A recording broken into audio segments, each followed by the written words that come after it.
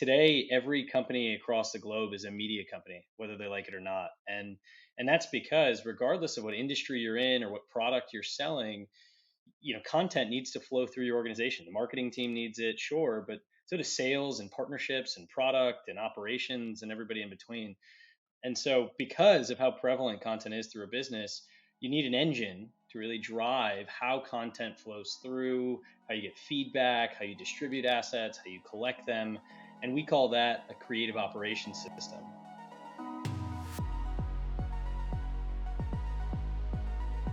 Your favorite DTC podcast is back, folks. As always, Robert here, driving the fun bus with my partner in crime, Ash Mawani. Ash, how are you?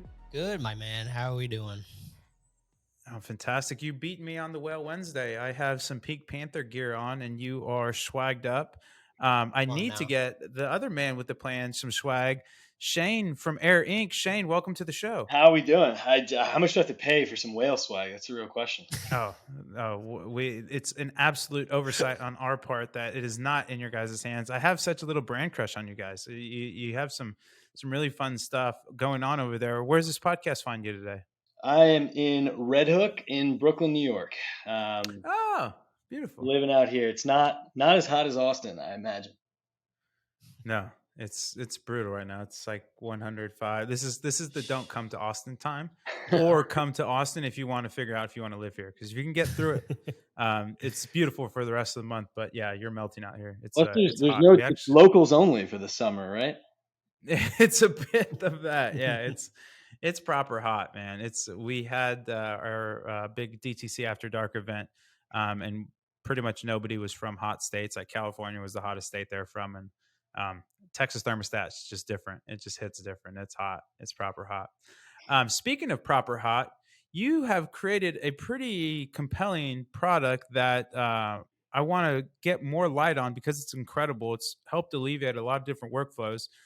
But for people that don't know what Air does, kind of let us know, give us the product pitch, elevator pitch, and then let's talk a little bit about creative operations, SOPs, etc. Cool. Well, thanks for having me, guys. I, started this business about 4.5 years ago with my co-founder, and we really started with a problem statement. It's really difficult to work with media in the cloud at scale. For any founders out there, I would never start a company again off of a problem statement because it's a pain in the ass to figure out who needs that solution. But over the course of the last 4.5 years, what we've come to understand is that today every company across the globe is a media company, whether they like it or not. And that's because regardless of what industry you're in or what product you're selling, content needs to flow through your organization. The marketing team needs it, sure, but so does sales and partnerships and product and operations and everybody in between. And so because of how prevalent content is through a business, you need an engine to really drive how content flows through, how you get feedback, how you distribute assets, how you collect them. And we call that a creative operations system. So the goal of our product, Air, is similar to what GitHub does for a developer. Its goal is really to centralize the creative process so that you can do version control and get feedback and distribute assets, no matter what use case you're creating and distributing content for. So it's been fun. It's been a wild ride. We launched our free product in March of last year, and it's just been an exciting journey since. That's so trippy. The GitHub is a really interesting analogy that is making a lot more sense now. You are in that sense a little bit of that because you do have all that kind of. What I found was really crazy is like you can almost really replace like Frame.io. You can pretty much also like everything in it, right? Like, yeah. What are some cool use cases that you've seen before with your product that you didn't think of? Totally, it's been amazing. So 90% of our customers migrate from Google Sheets, email threads, Slack messages, and then they're using Google Drive, Dropbox, Box. We're the first piece of media infrastructure that they buy. As soon as they acknowledge like we need an engine to really centralize this stuff. Then what happens is once they start using it, they cancel the Frame.io, or they might be using Vimeo for something, or markup, or whatever tools that they're using. It all just starts to centralize on Air. What's also cool is we're what's called a product-led SaaS company. So you don't have to talk to Chad and Brad on the sales team in order to buy it. You can just sign up on the marketing site and get going. And so what's amazing is the free product generates all these crazy use cases, to your point, that I would have never imagined. Today we service large businesses like Google and NBC, and like Duke Basketball uses our product. But then, last week there was an oil refinery in Texas that started using our product. The week before, there was a stockyard for livestock in Chicago that was using our product. We've had a drywall company in California, a driveway installation company in Denver. It's crazy, and what's also cool is it's global, right? In Brazil, this travel agency is using our mobile app and our desktop app and our web app all to like record some of the tours that they give and then send them out to prospective people. So again, we believe every company is a media company, and that just gets proven out, as you look at the usage patterns in the product today. That's an interesting thesis. I dig this. Ash, why aren't you guys on air yet? What's going on here? I think you almost sold me already. Right? Yeah, no, I mean, Ash is in the dark days. It's probably, Ash is lost right now. Yeah, no, it's we definitely are. Right now we're using Dropbox, and like even that thing is a mess.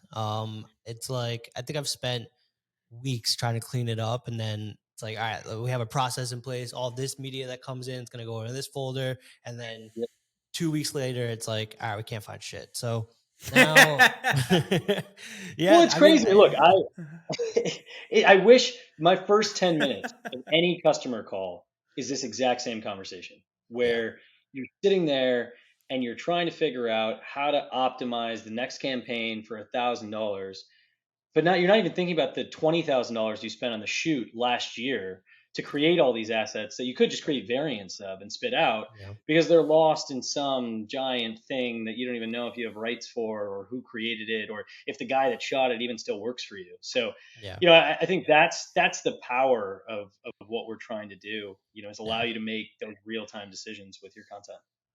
I was just thinking this because like when we have our like creative meetings every Monday, right? Like, hey, here's the content or here's the ads that we're going to make for this week.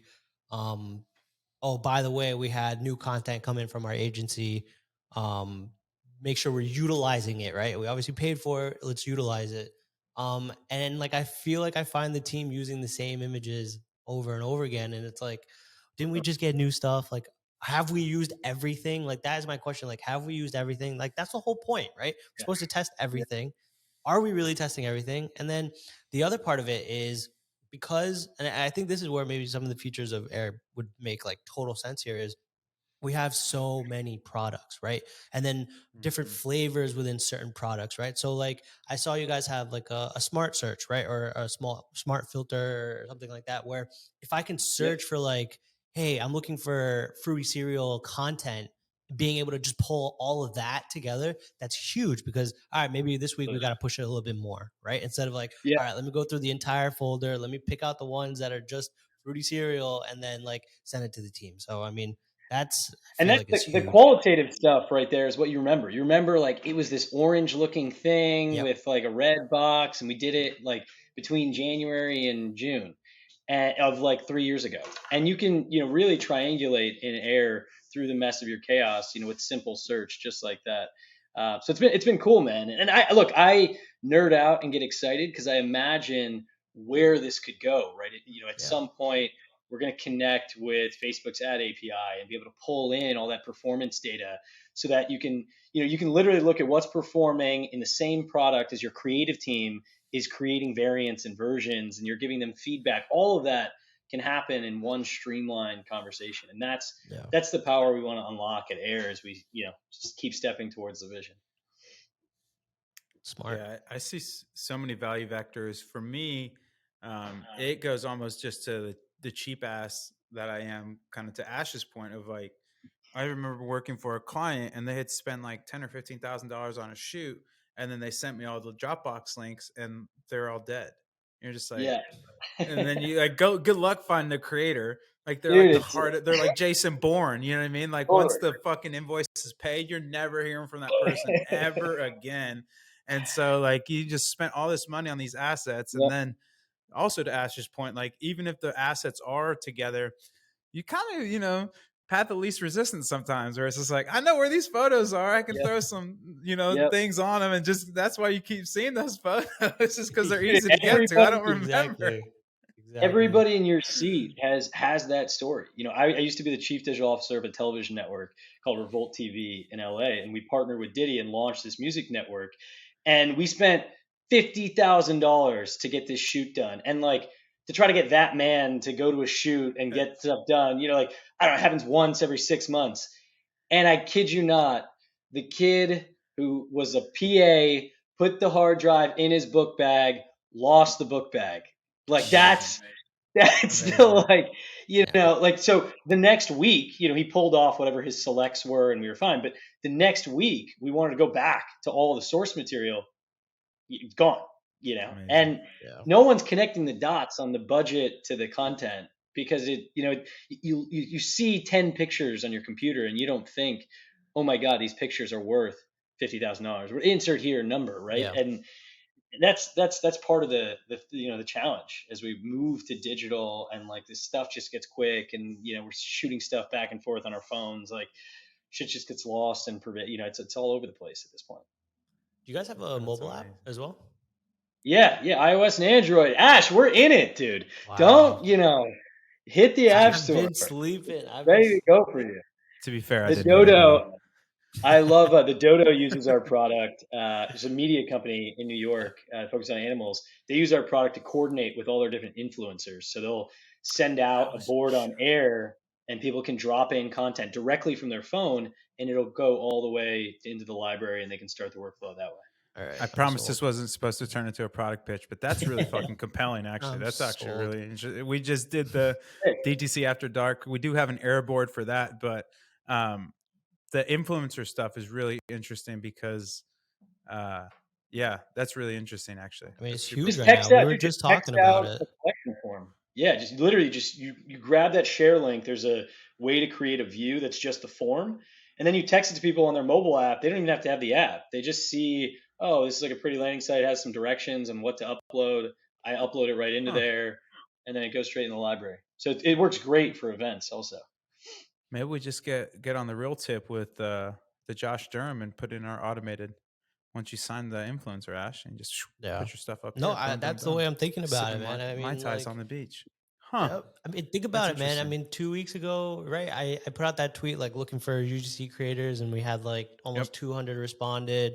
Sent out 100 packages this week. Like now, organizing all that is probably going to be the worst part of it. Yep. I mean, to your point, right? It's like setting up a whole thing where like, hey, shoot them off a link to just drop it here, and then just organize it that way. Totally. It should be that easy, right? Like it's 2022. Like Yeah. we all operate like media companies in our personal lives. We got Instagrams, we're tweeting, we're snapping, we're making TikToks. Like, why shouldn't it be that easy for our work? Yeah. And that's the premise here. Well, so walk me through this, right? I'm about 100 creators about to drop some content in the next week or so, right? And I want to stay organized. How can Air help me? Go to air.inc, sign up. All you gotta do is That create a way. password. That's all we ask you for. You're gonna create what's called a board. So a board on Air is like when you start a project. I don't know if you use Trello, you make a card, or if you use Notion, you make a page. On Air, you make a board. So you create this board, and a board can have many different view types. A board could be a table, a board could be a Kanban, a board could be a gallery, a board could be a form. And so in your case, you just create a board as a form, and you would give you call it like influencer event or campaign, whatever you want to call it. Give it some directions. You can say, hey, everybody, please upload some content directly into here. Here's the specifications. Here's what we're looking for. And then, dude, you just tweet it out, text it out, email it out, whatever you want to do. And no one has to have the product. They just get a link.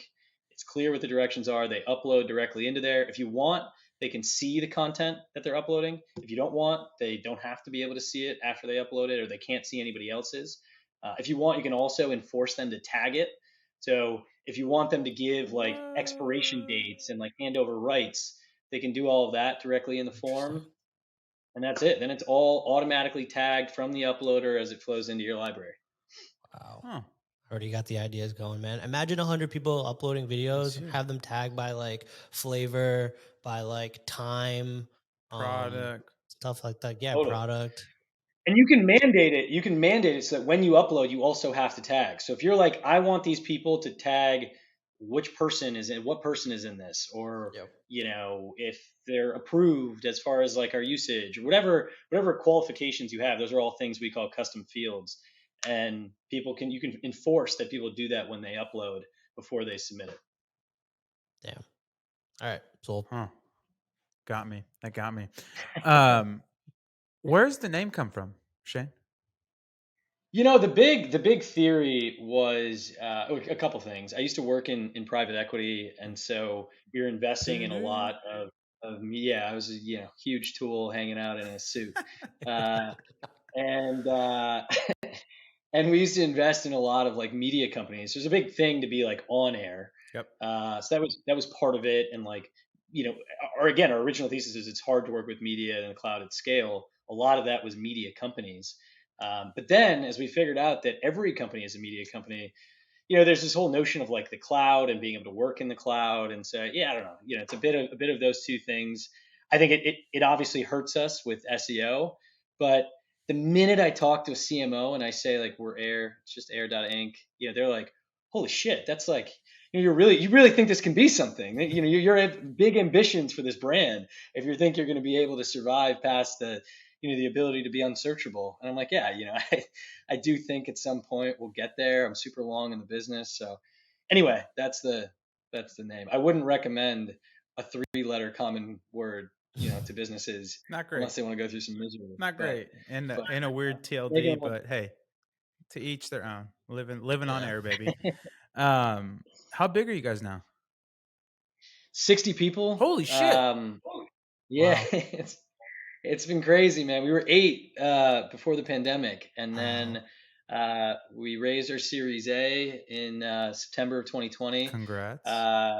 from Tiger Global and Slack Ventures. And then, I mean, last year the Really? market was crazy, so we sort of invented and coined this thing called an operator round. So we raised from about 100 CMOs and creative directors. We raised about 10 million bucks last. I guess it closed in January. And so it's been a wild ride. Again, we launched our free product March of last year, and this is the first year we've started really invest and go to market. So we spent more on ads in January than we did all of last year. We made more money in Q1 than we did all of last year. So it's been an exciting time for the business, and that we doubled ARR in the last 6 months. Wow. Let's So go. we're just trying to keep the foot on the gas, man. It's obviously wild times in the market right now. So it's not just all about growth now for us. We're trying to figure out growth efficiency, Yep. Yeah. and Same. that's the stuff that you guys know better than I do. Yeah, definitely in that same boat as well of not that we're at like a growth at all costs kind of mentality, but there was definitely a very supercharged growth atmosphere, right? The last 6 to 8 months. And I think now people are kind of going back to like profitable growth. Or like, how can I Totally. expand but not, just lighting $100 bills on fire? Like what can I like what's the fastest, not like I guess not necessarily fastest, but what is the least amount of growth I have to give up for profitability? Like people are starting to balance Yeah, that a little more versus like, let's just hockey stick. Like if it costs $1,000 leads, totally. buy them. $2,000 leads, Yeah, buy them. Where now it's like, we'll pay up to yeah. $500 for a lead kind of stuff where there's a little bit more moderated partying. And there's tension there, right? Like the two Yep. metrics, at least in our category, that we feel people are pushing are payback period and burn rate or burn multiple. So on the payback period, right, like you're trying to get below 12 Yep. months ideally, right? And that's assuming strong retention and a really great LTV that bolsters that. But trying to get your unit economics right in a economic downturn when it's getting more expensive because it's really hard to do qualification. When iOS changes, the ability to be able to track people, there's downstream effects. A company like ours trying to qualify and find a specific persona gets harder, Oh. and so it gets more expensive. So there's the unit economic side that's challenging where we're trying to build efficiency, and then on the other side there's your burn multiple, which is how much money you make over how much money you spend in a given period. And for us, the difficult thing is we're at this like inflection Yep. of growth, but we're not like fully matured as a growth stage company, right? And so you're still forward investing, but you're trying to do that efficiently, but you need to invest in order to get signal and risk. So it's I don't know, man.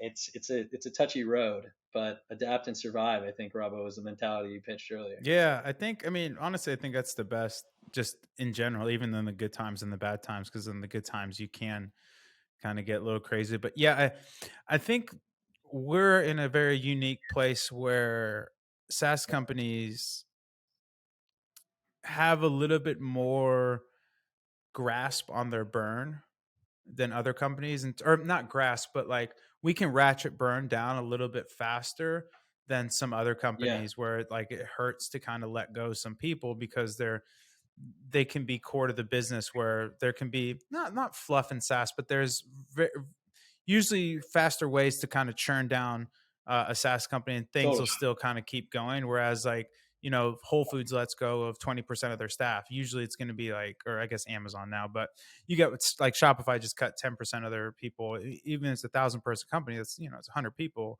lose, or 1,000 people, Totally. 10,000-person, but 1,000 people losing their job. Like that's a decent amount of people. And even though it was like sales and recruiting and things like that, it still kind of hurts a little bit. So I don't know. I think that, Yeah. yeah, I'm kind of two minds of it. I do like the correction a lot, but obviously you don't want to see people, losing their job and going through financial hardships. But that's kind of just I don't know, the hard part of capitalism. There has to be winners sometimes, and you make bets, and sometimes those bets don't pan out. So I don't know. I don't. What are your guys' macro thoughts? You think, where do you think this heads, or like how does it, like what are the knock on effects for, I guess, B2B SaaS and then D2C? I'm gonna sound stupid, so I'm gonna make Ash go first, and I'll go after him. I honestly like I do feel like on the D2C end, and I don't know if like other brands are seeing this, but I feel like we feel the AOV is slightly dropping no matter what we're Mm, trying to do in terms of like trying to boost that up, right? Try and get people to buy a lot more on their first order. mm-hmm. I think a lot of people there's a lot of less discretionary spend nowadays. That's fair. Right? Gas prices, the market's in the shit right now, and I think people are just trying to save or just spend a little bit more efficiently. So I think to combat that, one, at least for health and wellness, I feel like we're not completely recession proof, but like Yeah. people are going to worry about their health, right? No matter what. So the biggest things that we're trying to do right now is at least like, we just got sample stakes, right? So running promotions Ooh. around there where, one, you don't have to commit to the full price, but we just want to get product into somebody's hands, right? So for example, like I was right before this, I was building out a landing page where it's like, you can try Avi, you get 4 sample sticks, 4 different flavors, get a free shaker cup, and then a $10 gift card for your next order, right? All for $11.99. Okay, so Incredible. instead of the full price of $45 for one canister, $12 you're getting a free gift card, 4 flavors, and then hopefully we can acquire one at a lower CAC than trying to sell like a full-fledged product, and then two, see if that the fact that like now they're getting a taste for more products than just the one, they might find something that they actually love and then come back.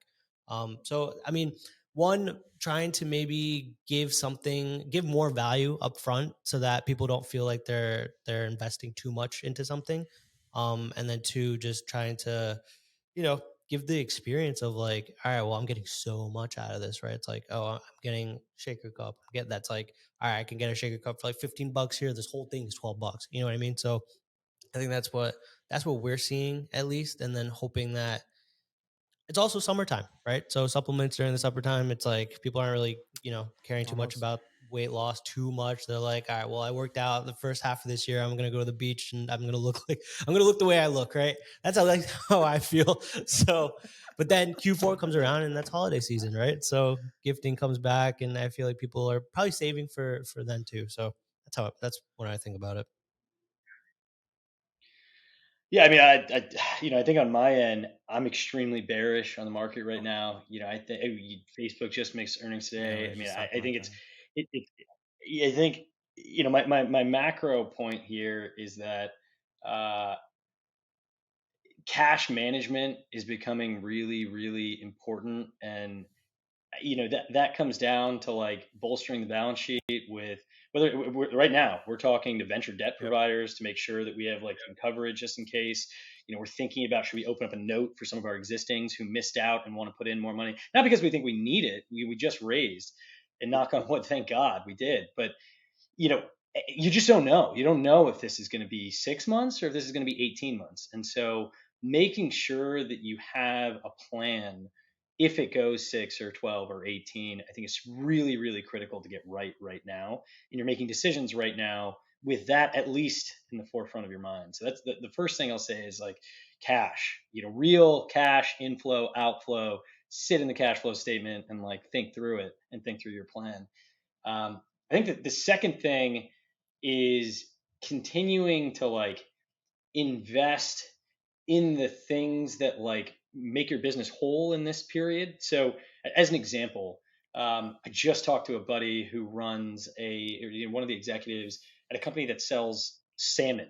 They're based in the Northeast. They're an air customer, so I'm going to yell that out. But they, there's a flight to familiar in a recession. Yep. So salmon is one of the products that is actually going to do super well. So they know their business well. They know how it's going to react to this economic climate. And they're really trying to just continue to invest in the channels that are working now, regardless of whether it's getting more expensive, because they know that the scale is going to be there for them. Similarly, in SaaS, right, for us, we know that there's going to be a consolidation of tools because at the end of the day, right now in this climate, you're trying to cut down the number of tools you have and ideally save some money. So we think we can be a little bit bullish in this period, but it's still like a give and take. To your point, Ravo, right? We can spend, but then we can pull back. That's the beauty of a SaaS company, that has that kind of model. If you're not, then I think in Ash's point, people are going to need medicine yep. regardless of what the economic climate is. If you're not, then I think what you got to do is just really start thinking about owned and operated channels that you can invest in now for the long term. And what's so cool about a downturn is it forces you to be unnecessarily practical. You gotta be scrappy. Right? Like you would never do some shit about the foundations of your business unless the world didn't give you an option. Yeah. And so I think that's the kind of thing that becomes really interesting in this environment. Yeah, I couldn't agree with you guys both more. I think that's exactly it, where you need to bolster your financials. I wouldn't say it's necessarily like austerity measures, but to your point, Shane, people are looking at like, why am I spending X on Y? Like, and then and that threshold is lowered a lot more, right? Like maybe you were looking at $1,000 a month spends. Now you're like, well, let's take it down to 500. What are we spending 500 or more on? Like, let me look at what's going on out. Yeah. Like, where's this money going? And then, I think you're absolutely right. Making sure like that balance sheet is really tidy. But again, I think there is a bit of like, obviously, dark times ahead, quote unquote, but there is a light in the sense of it shows you how to run a better business because you don't have this cushion that you did. So I think there's some pros and cons to it, but I don't think it's going to be doom and gloom, but I do think like drop shippers and people that were on the margins in terms of arbitraging here and there are going to have a lot more tough times just because there's just knock-on effects across the whole system. And to your guys' point as well, like seasonality is kind of a dirty word, but it is what it is. Like there's definitely like, you have to look at your company's revenue curve, but you're going to have peaks and valleys. And sometimes, most of the time, this is a valley for a lot of businesses. So it just feels like it's exacerbated even more because you have these macroeconomic headwinds on top of people are traveling, people are spending money in different places. And so I think there's just a lot going on, but net, I think we come out of it okay. But yeah, it's definitely, if you have some spicy economics right now, it's going to be really challenging to find growth. And the other thing, actually, I think Shaq just tweeted out or something. I think there also is a certain aspect of more of a primal instinct of survival versus growth. Like if you're surviving right now, like you're actually going to be fine. But if you're trying to grow right now, it's going to be really not you can't grow, but like you're doing incredible if you can grow right now. Like if you can just keep, your current run rate as is in terms of growth, you're going to be doing fantastic because you're negating all these other macro kind of factors. So I don't know. I think it's going to be interesting. I don't like, definitely tons of haircuts. I mean, Shopify, Snap got decimated. Like everything in the space ancillary to like DTC and e-commerce is definitely cooling off for sure. But I don't know. I don't know. I just hope here my fear is that, and you're seeing it happen where people are like, "Oh, we shouldn't do that experimental Yeah. brand campaign." You know, like no one's Yeah. doing that right now. But I hope that doesn't mean that people stop Yeah. investing in brand.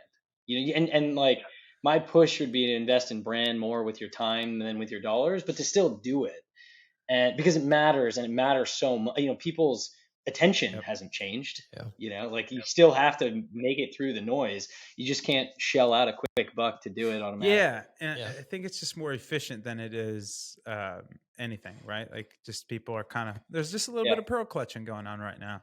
I don't know. What do you think, Ash? yeah, No, I think to your point, like like you said, investing in brand, right? I think one thing to even consider, whether this is a part of brand or not, but like even like just focusing on LTV, right? I mean, you're for at least B2B, it's maybe a little bit different, but at least on our end, we're doubling down on what we can do better in our Facebook community, what we're doing on email subscription, things like that, where one, we already have this customer base that we've paid to acquire, right?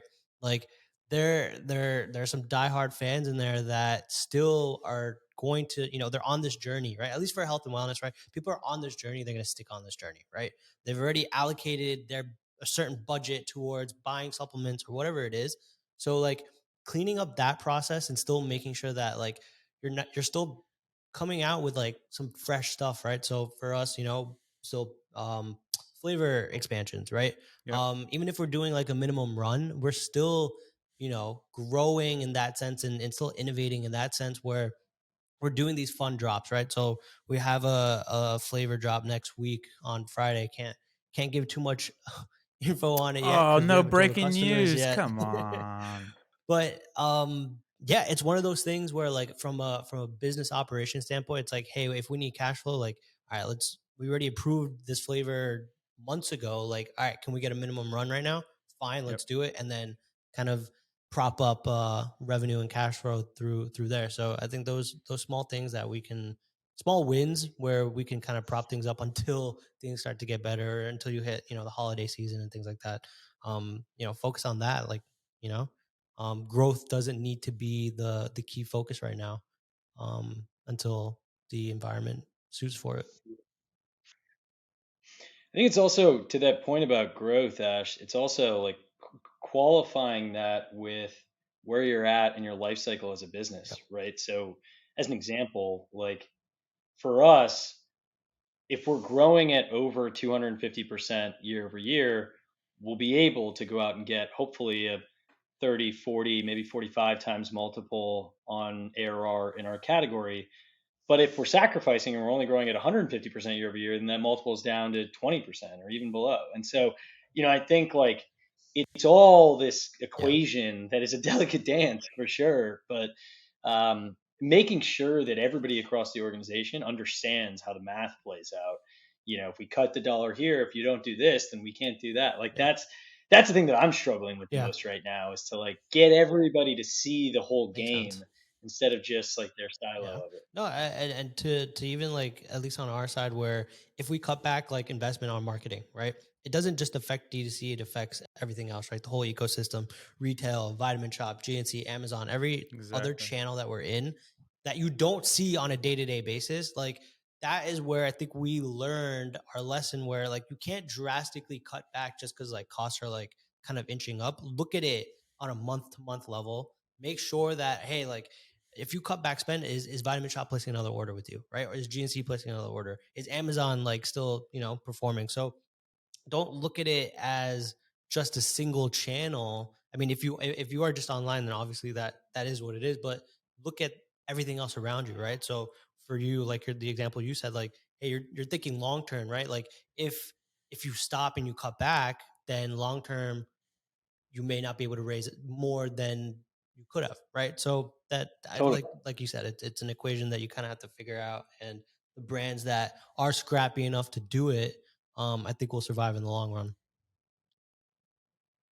Yeah, and I think it's in a weird way better for that, because it's just going to produce better, more robust businesses versus people that are just shipping a product they've never seen before and throwing shitty branding on it they got from Fiverr. Shout out Fiverr. I used to use them like way Yeah. back in the day, and then they realized like a couple months ago they're public company. It's crazy, crushing it. Um, Shane, what are you most excited about? We've kind of hit the Debbie Downer stuff. What are you most excited about with the current, not only just like market, but what you're seeing in terms of, because it sounds like you have a real pulse on people are trying to systemize more for that efficiency. And obviously, air is one way to do that. But is there any other themes that you're seeing across clients that are really exciting you, or that you think like, oh man, that's really smart, more people should do that? Hmm. A lot of folks, I guess two things. One that's like super specific, and the other that's sort of more macro. On the really specific side, crowdsourcing creative has been like something that a lot of our clients have done recently. We were just talking about that collection form of boards, so it came to mind. So many of these partners we work with are sourcing campaigns, creative ideas, feedback, etc., from their communities that they've been building. Because I feel like for the last few years, so many people have been invested in community, and like people are still finding out new and new ways to activate them. Um, and so I've been shocked to see how many brands in so many different categories are sourcing content, not from their agency partner, or just from Mm-hmm. people who love their product, and then they're using that for collateral. There's this huge shift that I've been seeing with the partners that are using our product, um, who are trying to fit into the mold of authenticity. Really, is like the word of the time. And so they're just taking it in from customers and putting it back out. So to Ash's point earlier about investing in your customer relationships right now can really provide some dividends there. So that's one on a super micro scale. On a real macro scale, and this is like, I know it's obviously challenging. There's been 50 to 60,000 people who've lost their job in the last 6 months, specifically within the sectors we're talking about. But at the same time, there's a lot of great talent out there who now has the opportunity to find the perfect next step for themselves. And there's a lot of companies that are really struggling because they don't have X person or Y person with Z skill set. And I think that like somehow if those equations align, it's going to be really interesting for both those individuals as they look to further their own careers and for these businesses that move forward. And so, as an example, we are spending a lot of time in recruiting in this period because we can, because the pipeline is really strong and big, and we can be patient. We're not like in a rush to just spend money to spend money. And it's allowing us to really tighten our processes, improve our practice as a business, and ideally get great talent that fits perfectly into what we're looking for. So those are two things that I don't know, at a super high level, and then really narrowly focused on marketing that we've been seeing. Yeah, no, I'm really into that. I think there's definitely something to be said about um, talent, and there's a bit of a correction of wages too. I think like the Totally. crazy Shit was insane, dude. media Everybody buyers. was like, Yeah, if you're not yeah, paying me yeah. $150,000, I'm not Yeah, working here. I same was like, what? man. I was hiring people up and I was throwing people some real numbers, like especially considering like age, context of career, all these things. Like, dude, I never was even close to making that when I was your age. Like I felt like a get off my lawn old man. So I think there's going to be a lot of not only wage corrections, but there's going to be some cool companies that come out of these talented things that will there's going to be these talent aggregators that'll then build kind of, we'll have another boon cycle in terms of building. But I love that. It's fantastic.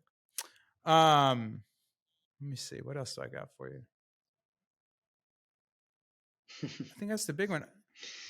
What about you guys? What's the latest over there at Triple Whale? Would love to A lot hear. of the same, man. We've been really conscientious of the burn, but at the same time, we want to make sure that we're still placing bets. There's also this thesis that I Yeah. have, and it's, yeah, I guess the too long didn't read is there's I call it the proximity to profits. So the closer you are to actually making the company money, like the less, um, for lack of a better word, like easy to easily to let you go type of thing. And so I think we've really Yeah. honed in on like a really nice core team that is really able to push the needle forward. And so we have all our foundational teams in place now. And then our biggest spend now is just if we find amazing developers, right? I mean, just like you guys, like if you find an amazing developer, you just let them Yeah. write their own check kind of stuff. But in terms of the foundational teams, Totally. there was an aspect of expansion and then a little bit of contraction because we kind of just grew way too fast, way too big. And that was a big credit to AJ and Max to kind of right the ship where we're still a speedboat and we were kind of building for a cruise ship. And so I think the biggest lesson that we learned, and luckily, one, we raised at like perfect timing as well. And then the other thing that we've really learned and kind of our new philosophy is don't hire until you feel pain. We were hiring to a future a lot. And so it just started to add on layers of complexity and like red tape and stuff. And pretty much everybody here is either like ex entrepreneur or like super on the educational or not educational, executional versus strategic. Like we have people that are kind of both, but almost everybody can really drive their own bus. So we really trying to act almost like a compound startup where everybody's kind of running their own little startup but under one umbrella has been a really big important kind of culture for us to cultivate where if you need to hire somebody or you need to buy a Yeah. tool, we kind of like why, like if it's going to make you do it faster better, okay, how much, and we can talk about it. But like Yeah. if it's just because you don't want to do it or I don't know, you know what I mean, like we're trying to get out of that like just get this or just get that where it's like, hey, figure it out. Okay, cool, you do need a shovel to dig faster, here, let's go get you a forklift or something and stuff. So I think that was a big thing Yep. before because I think people have aspirational views of their company, which is fantastic. But at the end of the day, like we could get to a whole bunch of money with really little headcount.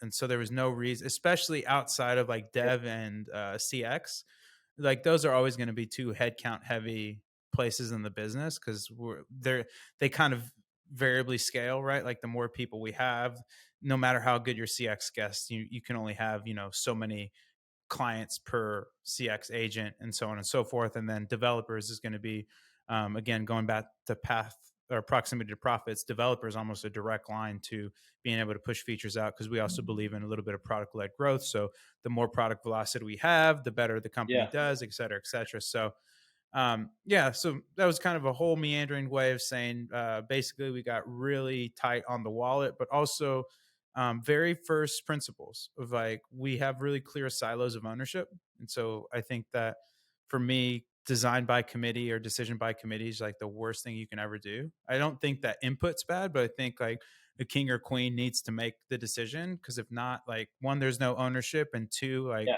there's just so much fuckery that arises from that. Whereas like you have everybody kind of congregate, everybody domain experts can put their 2 cents in, but at the end of the day, one or two people kind of own the decision, and then you just kind of go from there. So that's for me kind of been the big changes here at the Whale app, where kind of Yeah. going back to that small scrappy startup, even though we're super well funded now, we have like over 5,000 merchants, but being able to kind of always be able to real artist ship kind of stuff. Totally. Totally. Yeah. The managing of the mentality, is sort Very well of the, put. it's Very well put. so challenging, and it ebbs and flows, and startups especially. Every quarter is different, and yeah, I mean, kudos to you guys. We're similarly trying to figure out this new mentality and a new way of working, and the more people you have, the more challenging it gets, and Yeah, it's so I think we're constantly just trying to learn from other folks like you guys about how to do that. amazing. I love it. We're pushing up against it, so let's get to the weird question. Unless you have anything else, Ash.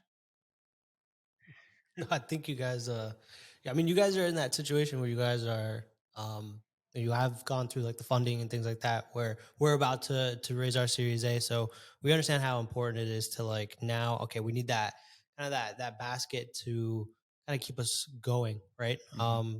But yeah, we can chat more when we get there. Yeah, boy.